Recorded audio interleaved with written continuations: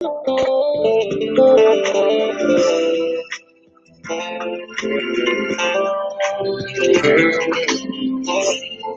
yo, yo! What's up, y'all? Good to see you. Good to see you. Thanks for joining me today. Yeah.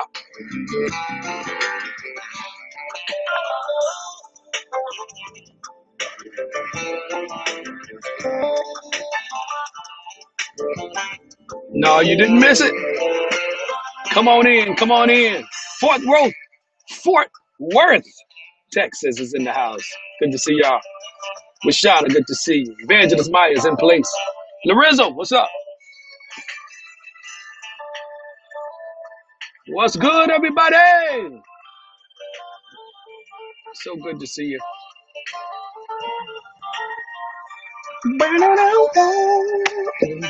Ooh, it's my joy. Madonna, how you feeling, sweetheart? New Jersey's here. New Mexico's here. Junior Minister Eli's here. What's good? Cedric, what up, man? Carmen, always a pleasure. Kiana Watkins, what's up? All my daughters are coming in. Martha, Indianapolis is in the place. K-Box, what's good?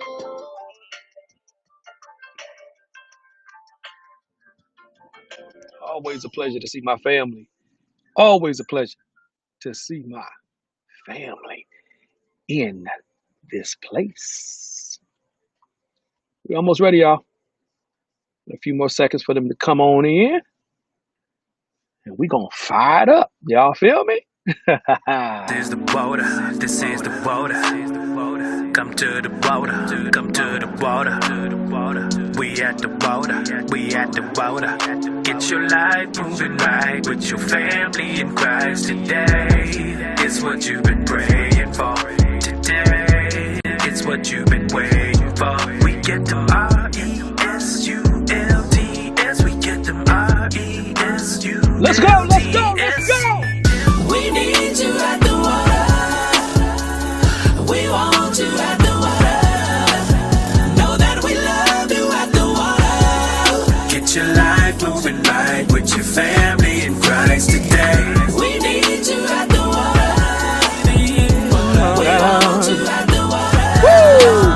Know that we love you at the water. We get What's the up? RESULTS. This is the border. This is the border. Come to the border. Come to the border. We at the border. We at the border. Yep, you guessed it. It's time for the water break.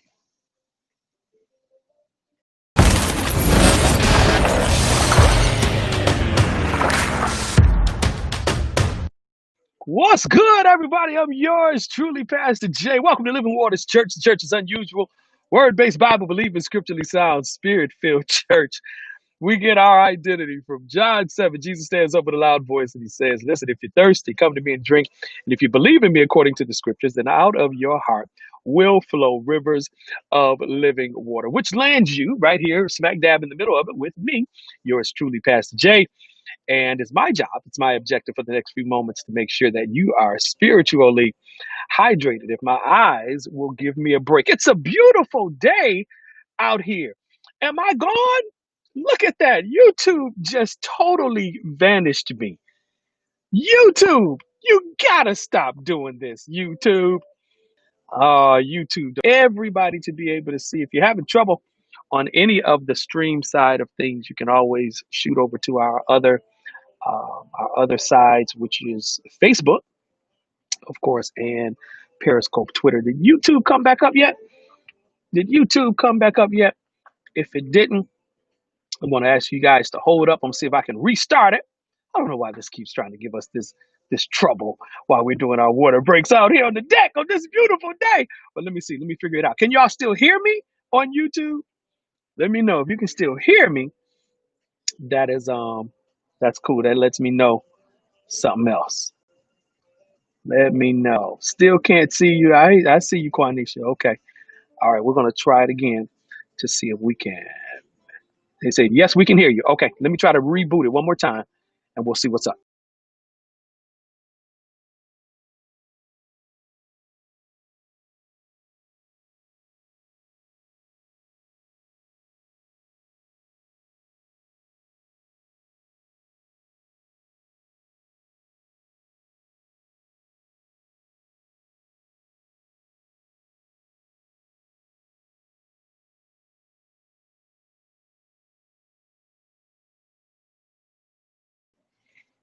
Can you see me now?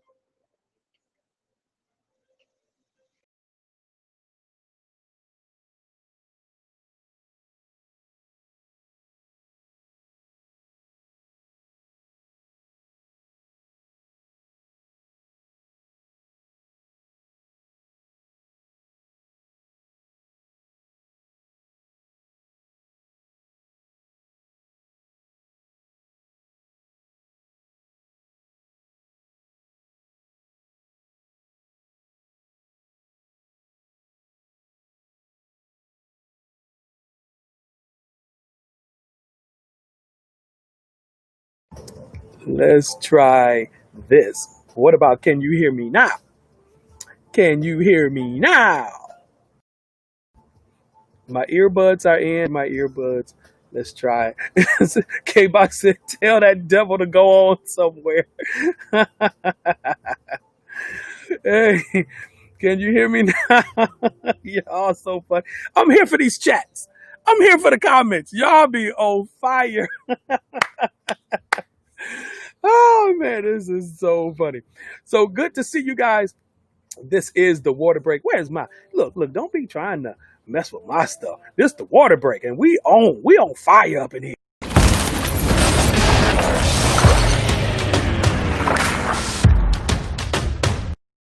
There it is. Now, welcome to the water break with me, yours truly, Pastor J.Moss.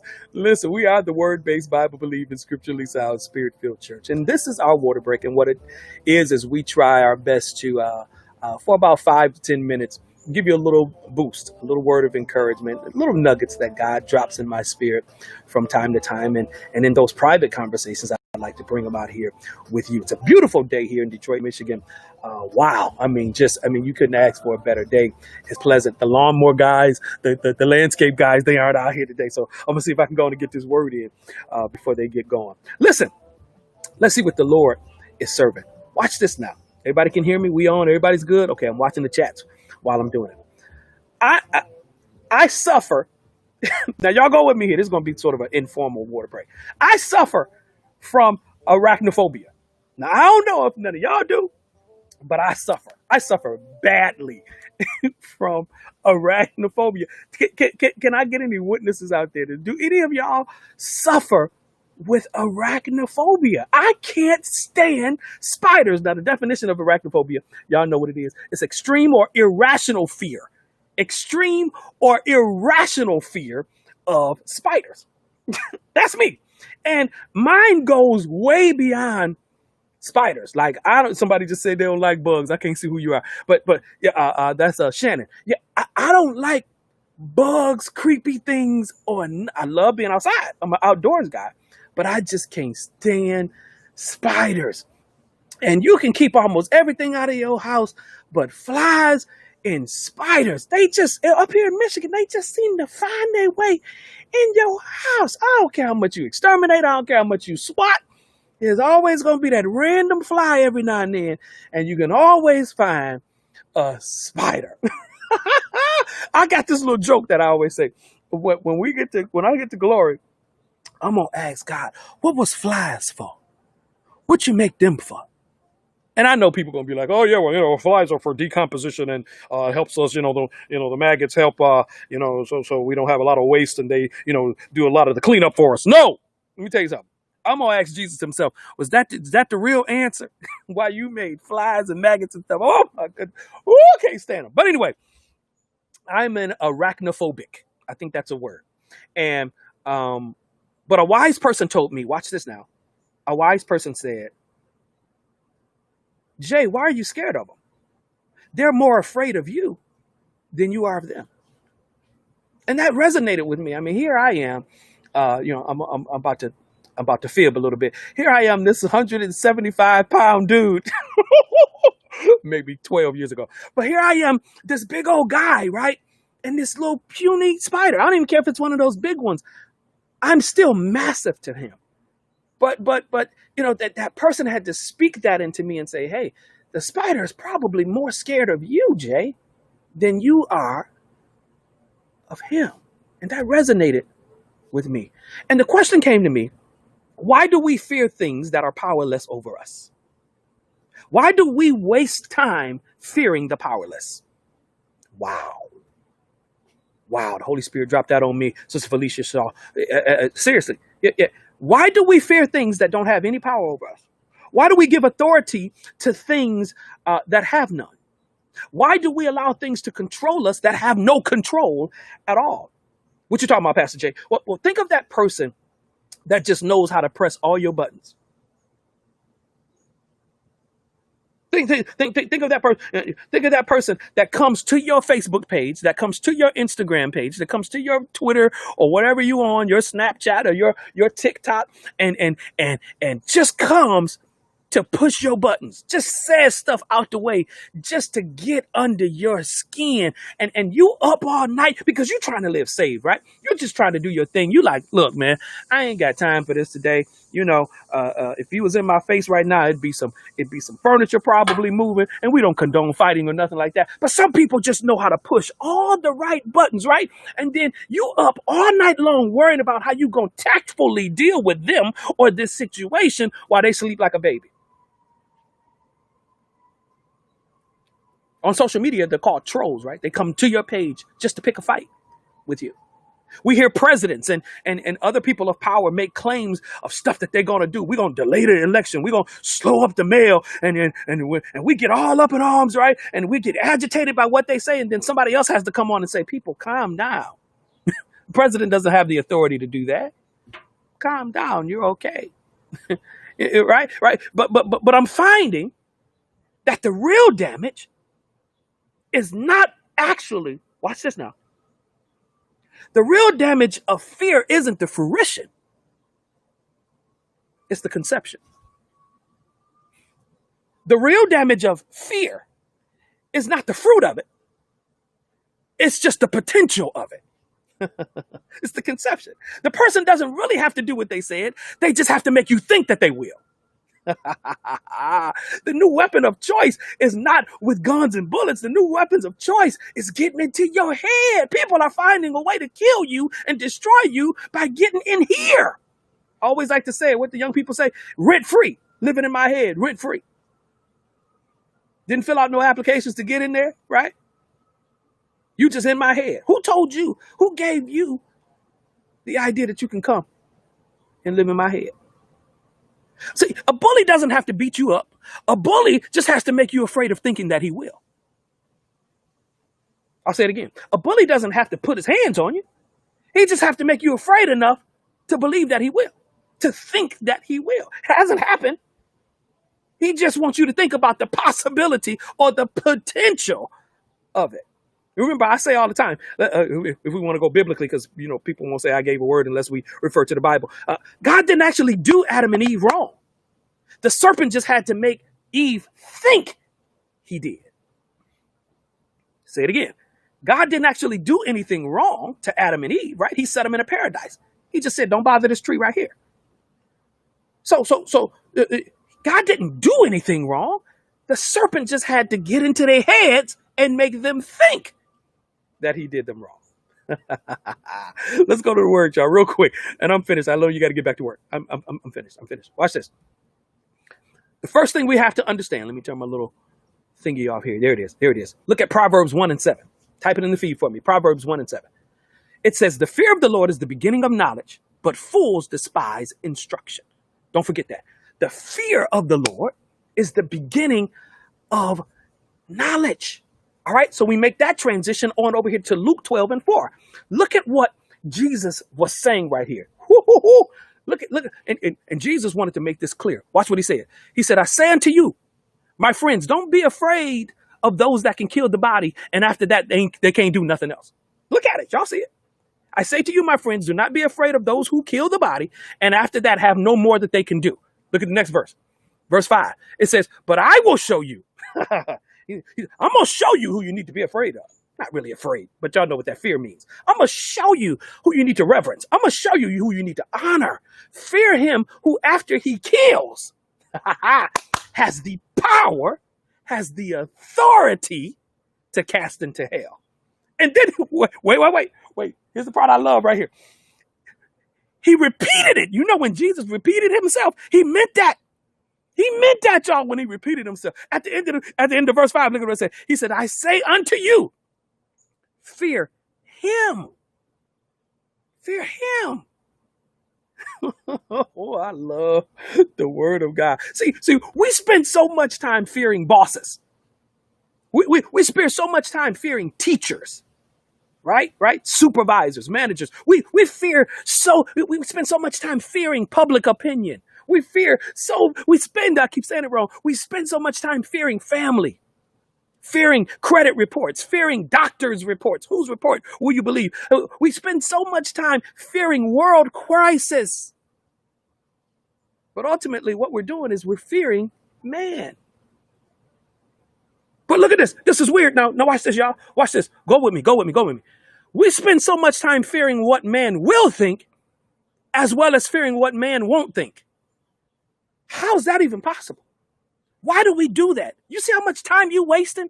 You see how much emotional time and hard time you waste fearing what man will think versus what man won't think. We do it both. If you're fearing what they will think and won't think at the same time, what else do you have time to think about? What you talking about, Jay? I don't understand that. Example. Some people say, I can't go to church looking broke because then the people won't think I'm paid. I can't just buy any old kind of car and roll up to the church or roll up to the party or roll up to the barbecue. I can't just roll up in any old kind of car because the people won't think that I have it made. That's worried about what the people won't think. And then on the flip side of that, we had a mini grant program when the pandemic was going on, and we were giving up to $250 per household. And people are going, I can't participate in the mini grant program because people might think that I'm poor. People might think that I ain't got it like that. So which is it? Do you fear what they will think? Or do you fear what they won't? How you going to do both? We waste time worrying about what people will think and worrying about what they won't think. So at that point, you have no more time to think about God or yourself because you're too busy thinking about what the next door neighbor thinks. And come to find out, they ain't thinking about you.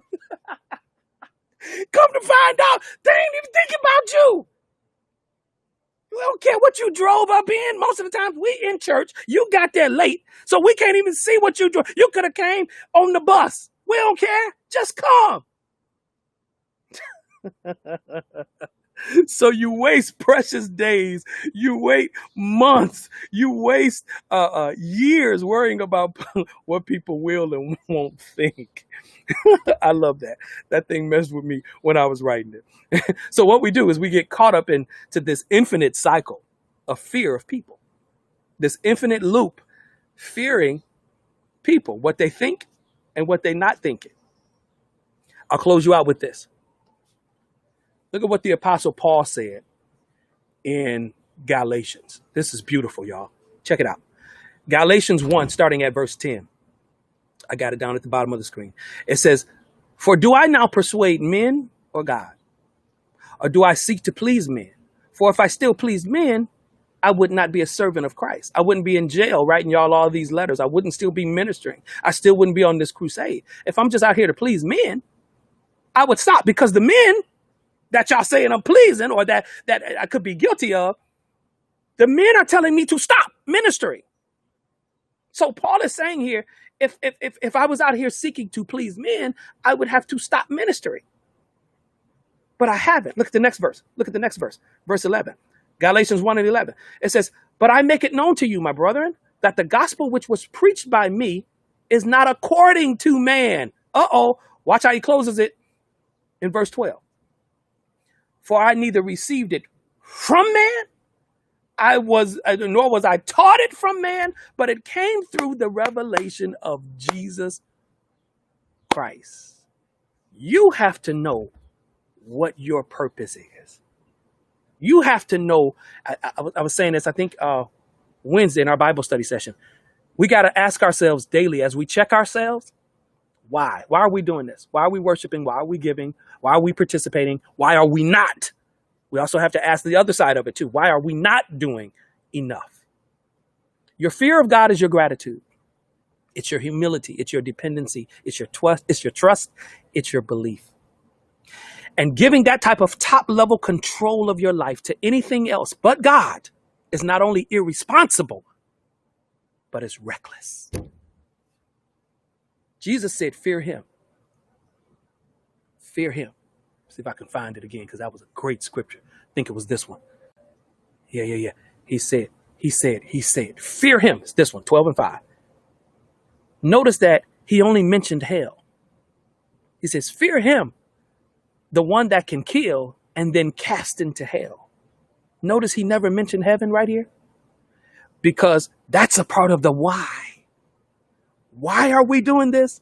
A big portion of it is because we don't want to end up in hell. That's why. I'm Pastor J.